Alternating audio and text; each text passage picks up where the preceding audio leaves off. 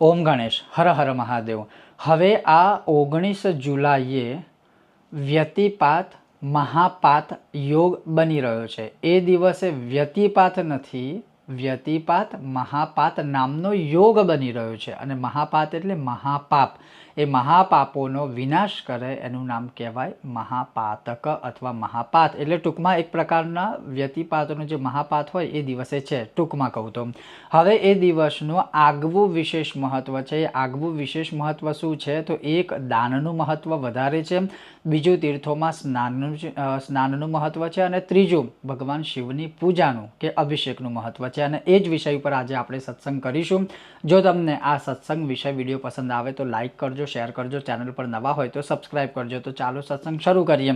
તો આ સત્સંગ વ્યતિપાત એ દિવસે છે એના વિશે નથી, કારણ કે વ્યતિપાત તો 26 તારીખે છે ને પંચાંગોમાં આપેલું છે, કાંઈ નવી વસ્તુ નથી। પણ વ્યતિપાતનો મહાપાત જે અમુક યોગો ક્યારેક બનતા હોય છે એ યોગ છે। એ દિવસે સૂર્ય પુષ્ય નક્ષત્રમાં પ્રવેશ કરે છે, એ દિવસે ભદ્રા પણ છે, અને એ દિવસે વ્યતિપાતનો મહાપાત છે। એટલે સવારે જ્યારે આપણે સ્નાન કરીએ ઘરે ત્યારે તીર્થોનું સ્મરણ કરવાથી અમોઘ પુણ્ય ફળની પ્રાપ્તિ થાય છે, શરીરની નકારાત્મકતા દૂર થાય છે, અને એક કહેવાય કે આપણને સકારાત્મક ઉર્જા પ્રાપ્ત થાય છે। બીજા નંબરમાં તીર્થોમાં આપણે જે સ્નાન કરીએ અગર એ દિવસે તો આપણા મહાપાતકો બધા ક્ષય થઈ જાય છે, એક આ મહત્વ। બીજા નંબરમાં દાનનું મહત્વ છે, તો દાનમાં આપણે છત્રીનું દાન કરી શકીએ છીએ, ચપ્પલનું દાન કરી શકીએ છીએ, અને ત્રીજું અન્નનું દાન કરી શકીએ છીએ।